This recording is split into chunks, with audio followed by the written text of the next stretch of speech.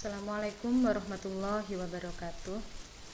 Bagaimana kabarnya anak-anak? Semoga hari ini kalian dan keluarga tetap dalam lindungan Allah Subhanahu wa taala dan tetap sehat. Anak-anakku sekalian, pada semester 2 ini di bab pertama, kalau kalian melihat LKS atau buku paket kalian, yang kita pelajari adalah larutan asam basa. Larutan asam basa itu sebenarnya sudah pernah kalian pelajari waktu kalian kelas 7 SMP dulu di pelajaran BIPAM. Coba diperhatikan ya. Nah, sebelum kita belajar tentang larutan asam basa, saya punya gambar. Apa kira-kira hubungannya gambar yang saya berikan ini dengan materi yang akan kita pelajari? Ya, jadi buah-buahan yang ada pada gambar ini itu kebanyakan rasanya masam ya. Rasanya masam. Nah, rasa masam itu adalah salah satu ciri suatu larutan yang bersifat asam. Ya, jadi larutan asam itu salah satu cirinya adalah berasa masam. Rasanya adalah masam atau bahasa Jawanya adalah kecut. Kemudian kalau basa itu misalnya kalian pernah secara tidak sengaja mandi kemudian menelan air sabun atau sampo yang sedang kalian gunakan. Itu kan rasanya pahit. Jadi salah satu ciri dari larutan basa itu adalah pahit. Kalau larutan asam, salah satu cirinya adalah masam. Kalau larutan basa, salah satu cirinya adalah berasa pahit. Nah, sekarang bagaimana kalau seandainya saya punya dua larutan, kemudian larutan itu tidak saya ketahui dia termasuk asam ataukah basa, kemudian tidak ada namanya, itu saya ambil dari laboratorium. Jadi ada dua larutan di laboratorium, tapi saya tidak tahu itu larutan apa. Nah, kemudian saya bawa ke kelas kalian. Setelah sampai di kelas kalian, saya meminta bantuan kalian untuk mengidentifikasi larutan ini, larutan yang saya bawa dari lab ini termasuk asam ataukah basa. Apakah kalian akan mencicipinya? Tidak kan? Karena belum tentu semua larutan itu aman bagi tubuh kita. Jangan-jangan nanti beracun. Jadi kita tidak mungkin untuk mencicipi larutan tersebut. Lalu bagaimana caranya? Kita menggunakan suatu alat. Nah, alat yang bisa digunakan untuk membedakan larutan asam dengan basa itu disebut dengan indikator asam basa. Ya, jadi indikator asam basa itu adalah alat atau bahan yang bisa digunakan untuk membedakan larutan itu bersifat asam ataukah basa. Indikator asam basa sendiri itu dibagi jadi dua, yaitu yang buatan, berarti dibuat oleh pabrik, dan satunya adalah bersifat alami, berarti sudah disediakan oleh alam. Untuk yang alami dulu, contohnya adalah kunyit, bunga sepatu, bunga tapak dara, daun jati, arbei, kubis ungu, bunga hidrangea, dan lain-lain. Caranya bagaimana? Caranya misalkan saya pakai kunyit. Saya punya larutan sprit ya, saya pengen tahu larutan sprit itu termasuk asam ataukah basa, sama larutan sabun. Saya mau mengidentifikasi dua larutan itu. Kemudian saya ambil kunyit. Kunyitnya saya rajang, saya tumbuk sampai halus, kemudian saya kasih air sedikit. Kemudian saya ambil dengan menggunakan pipet tetes. Lalu saya teteskan di larutan sprit sama larutan sabun tadi itu. Nah, mereka akan memberikan warna yang berbeda. Jadi yang larutan sprit yang ditetesi oleh kunyit nanti akan berubah warna menjadi merah. Itu tandanya sprit itu bersifat asam. Sedangkan yang larutan sabun nanti kunyitnya itu tetap berwarna kuning, berarti bersifat basa. Yang lain juga seperti itu caranya. Ya. Kemudian yang buatan. Buatan itu dibagi jadi dua, kualitatif dan kuantitatif. Kalau kualitatif itu masih belum bisa menentukan pH-nya. Dia hanya bisa menentukan asam dan basa saja. Kalau kuantitatif itu bisa menentukan pH. Kalau kalian pernah dengar di iklan atau di TV, di televisi, atau mungkin baca di internet, kadang-kadang kalian dengar kata-kata pH, ya kan? Nah, yang kualitatif itu contohnya kertas lakmus.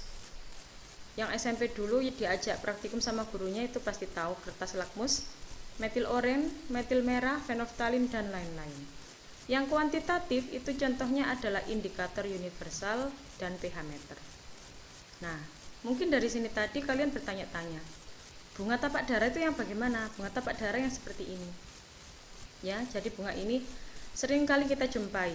Jadi bunga ini bisa digunakan untuk membedakan larutan, asam, dan basa.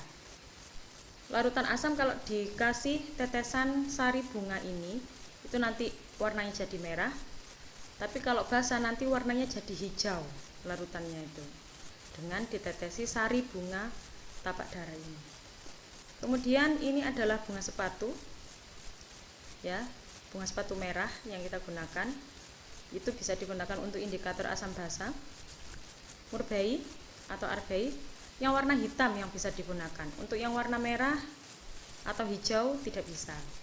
Kemudian kubis ungu ini juga bisa digunakan untuk indikator asam basa. Kubis ungu ini kalau di pasar tradisional kayaknya jarang ya ditemui, lebih banyak ditemui di pasar yang supermarket seperti itu. Nah, ini bunga hidrangea. Kalau misalkan kalian berkunjung ke Selekta, daerah Malang itu banyak ya bunga seperti ini. Warna-warnanya juga macam-macam. Ini. Kemudian lakmus, ini adalah lakmus. Lakmus itu ada dua macam, lakmus merah dan lakmus biru. Kalau kalian pernah diajak praktikum sama guru SMP dulu, kalian pasti ingat, yang namanya lakmus itu pasti dikasih sama gurunya itu ukurannya kecil-kecil. Itu adalah lakmus yang sudah dipotong kecil-kecil. Jadi sebenarnya lakmus itu agak panjang seperti ini. Ya, kemudian dipotong-potong biar hemat penggunaannya. Dan lakmus ini tidak bisa digunakan satu saja, saya mau menggunakan lakmus merah aja atau biru aja, itu tidak bisa. Jadi mereka ini sehidup semati, harus digunakan dua-duanya dalam satu larutan, ya. Oke. Nah, teorinya lakmus tadi kan ada lakmus merah sama lakmus biru. M itu merah, B itu biru ya. Kalau kita mau mengidentifikasi suatu larutan, misalkan ini adalah larutan 1. Saya celupi dengan lakmus merah, lakmusnya tetap merah, tidak berubah. Saya celupi lakmus biru, ternyata warnanya jadi merah. Maka kesimpulannya, larutan yang saya identifikasi itu adalah bersifat asam. Kalau misalkan ada larutan yang kedua, saya celupi lakmus merah, berubah jadi biru, yang lakmus biru tetap biru, berarti kesimpulannya larutan tersebut bersifat basa, jadi sama-sama biru. Terus kalau misalkan ada larutan ketiga, lakmus merah tetap merah, lakmus biru tetap biru, maka kesimpulannya larutan itu adalah bersifat netral, ya. Merah tetap merah, biru tetap biru, berarti kan tidak ada perubahan. Mungkin tidak Bu, merah jadi biru, biru jadi merah, tidak mungkin. Ya, kemungkinannya 3 ini. Oke, lanjut. Ini adalah indikator universal.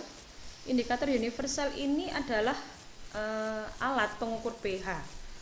Jadi selain kita tahu, oh larutan ini bersifat asam, oh larutan ini bersifat basa atau mungkin netral, kita juga bisa tahu pH-nya.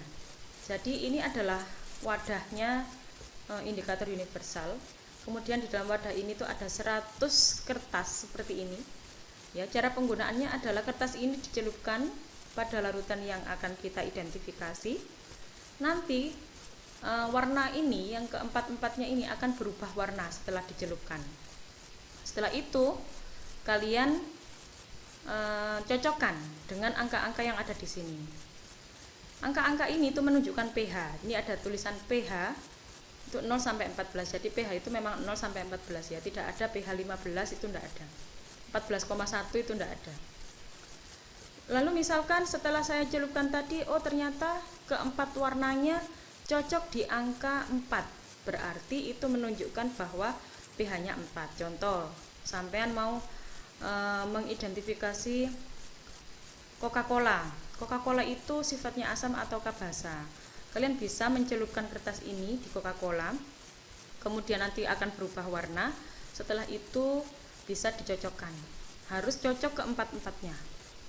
Misalkan cocoknya di angka 5 ya, berarti pH dari Coca-Cola itu adalah 5 ya. Oke, terus mungkin ada yang tanya, "Loh Bu, katanya pH itu 0 sampai 14. Ini kok 0 sampai 7 aja?" Yang angka 8 sampai 14 itu sebenarnya ada di baliknya wadah ini. Cuma karena ini diberitahu cuma satu sisi, jadi yang angka 8 sampai 14 tidak tahu ya. Tidak terlihat. Lanjut. Ini adalah pH meter. pH meter ini adalah alat pengukur pH yang paling valid. Kalau indikator universal tadi itu kita hanya bisa mengetahui pH itu di angka bulat 0, 1, 2, 3 sampai 14. Tapi kalau pH meter itu ketelitiannya sampai 1/1000, 0,001 atau mungkin 0,1 ya, atau 1/100, itu lebih teliti. Cara penggunaannya ya, larutannya biasanya di ini ya, ini bagian ini yang saya tunjukkan ini itu dimasukkan ke larutan yang mau diidentifikasi, nanti akan terdeteksi angkanya, langsung menunjukkan pH-nya. Itu yang paling praktis ya. Oke, ini adalah slide terakhir. Tadi saya sudah sempat menyinggung pH. pH itu sebenarnya singkatan dari bahasa Inggris, bahasa Perancis pun juga ada ya pH. Kalau dalam bahasa Inggris itu power of hydrogen. Power of hydrogen tulisannya itu. Ya, dalam bahasa Indonesia artinya adalah derajat keasaman. Terus kalau ada kata-kata trayek pH kayak gini. Trayek pH, trayek itu artinya ring atau rentang. Tadi kita sudah sempat membahas bahwa pH itu berkisar antara 0 sampai 14, ya kan? Nah, tengah-tengahnya berarti angka berapa? Angka 7, separuhnya. Lalu pH 0 sampai pH 6,9, tidak sampai 7 ya, 0 sampai 6,9 itu disebut dengan pH asam. Ya, berarti larutannya bersifat asam. Sedangkan di atasnya 7, berarti angka 7,1 sampai 14 itu bersifat basa. Ya. Kalau 7 pas. 7 pas berarti bersifat netral. Nah, kalau kalian waktu SMP dulu itu cuma tahu asam sama basa aja, ternyata asam itu bisa dibagi lagi. Asam itu bisa dibagi asam kuat. Asam kuat itu berarti pH-nya adalah 0 sampai 4. Itu disebut dengan asam kuat. Kalau 4,1 sampai 6,9 itu disebut dengan asam lemah. Jadi semakin mendekati angka 7, mendekati angka netral, itu asamnya semakin lemah. Semakin menjauhi angka 7, itu berarti asamnya semakin kuat sifatnya. Begitu pula dengan basa. Basa berarti di atas 7, 7,1 sampai 10 ini menunjukkan basa lemah karena masih dekat dengan angka 7 ya. Dan 10,1 sampai 14 itu karena lebih jauh dari 7, maka ini disebut dengan basa kuat. Jadi semakin menjauhi angka 7 itu sifatnya semakin kuat. Kalau semakin ke kanan berarti semakin basa, kalau semakin ke kiri berarti semakin asam. Begitulah anak-anak untuk pemanasan atau pertemuan pertama pelajaran kimia. Untuk pelajaran hitung-hitungannya yang kita menghitung pH itu akan saya ajarkan pada minggu depan. Tetap semangat ya. Nanti akan ada tugas yang saya berikan melalui WA. Terima kasih. Assalamualaikum warahmatullahi wabarakatuh.